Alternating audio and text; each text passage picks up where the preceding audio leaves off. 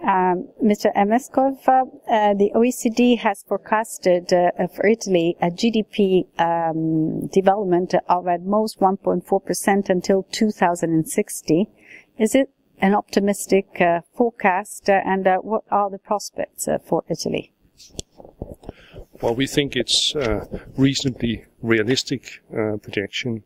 I think as regards long-term growth, one has got to be aware that the demographics are not in Italy's favor, as with a number of other European economies.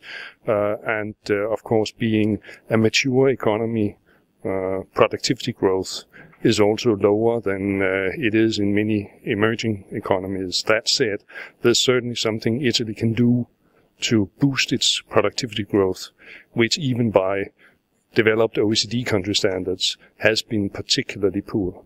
What are the most promising markets for our institutional investors? Well, there's always a question of weighing risk and returns against each other. I think institutional investors want to be well diversified across countries, and that would imply both having some high risk, high growth markets in the portfolio, but also having some lower risk, lower growing markets. Can you make a comment about the latest comment of the OECD about a possibility of a future adjustment in Italy because of the current problems, and that the equilibrium of the budget is going to be reached only by 2014, as our minister said? Can you make a comment? Well, let me say that in the OECD projections, which we released yesterday, we do have somewhat lower economic growth assumptions for Italy than the government. For that reason, we see the headline general government deficit fluctuating around 3%, but we do see, and that's, I guess, the important thing, the underlying budget to be close to balance in both 2013 and 2014. But given the big output gap, the weak activity level, the headline deficit is one that we see remaining at around 3%.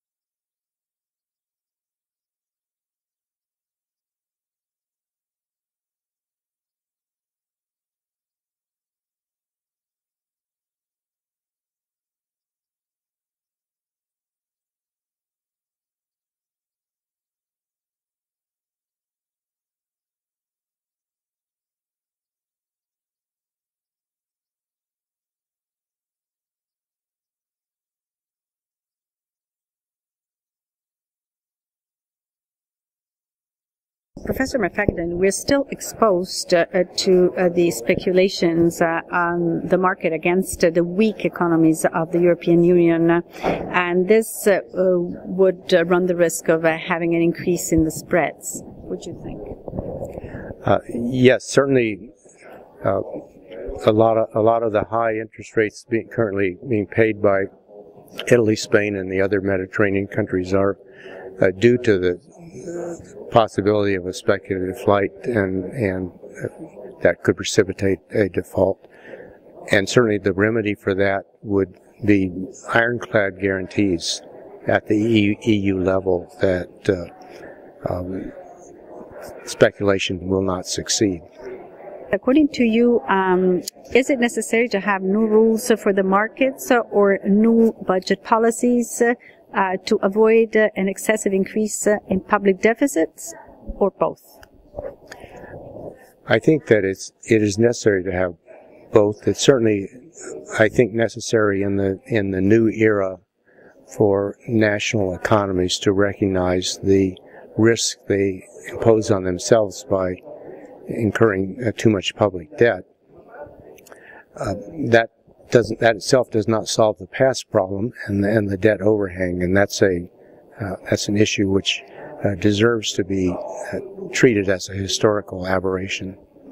What are the most promising markets for our institutional investors?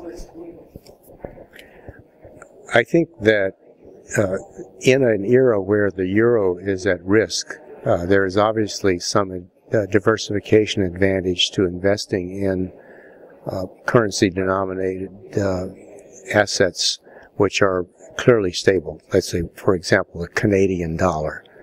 But I think in the longer run, there will be advantages in investing in assets that are real assets in the Italian economy, such as equity positions in stable industries, stable real estate investments, and investments in infrastructure that can service its debt.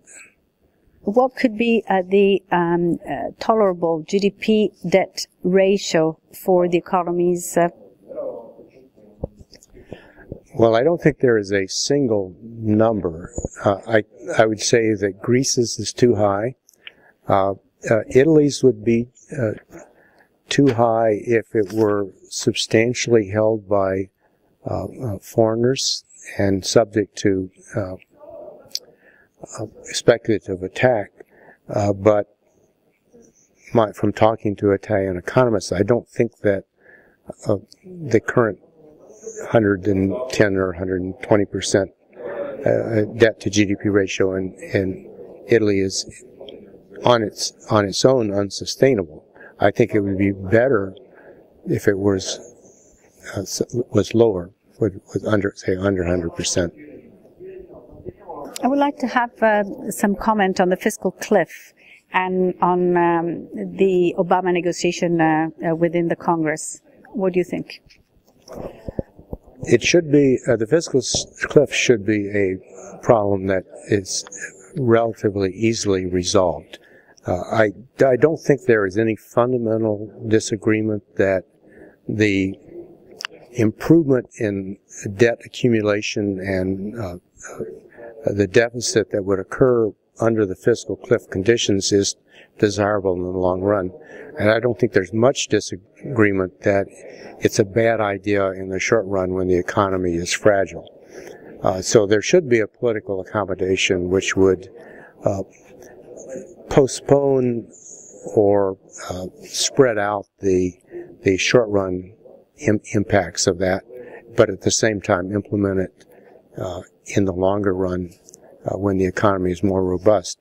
The other aspect of the fiscal cliff is that there's not much attention to how the cuts in expenditures would be made, and that needs to be carefully reviewed and sensible policy formulated. What about the Tobin tax? Because Germany has decided to postpone it until 2016. I don't have a strong opinion on that tax. It sounds good, and when I first heard it described, I thought it seemed a good idea. But some of my financial economist friends think it is not a good idea. So that one I'm going to pass with no opinion. And a final question, Professor McFadden. What do you think of the Monti government? My understanding is that it has reasonable, technically correct policy objectives, that it has not so far had the political power to carry those out very far. So it seems to me that any government, the current government or any new government elected next year would hopefully carry through those technical objectives and perhaps implement them more completely.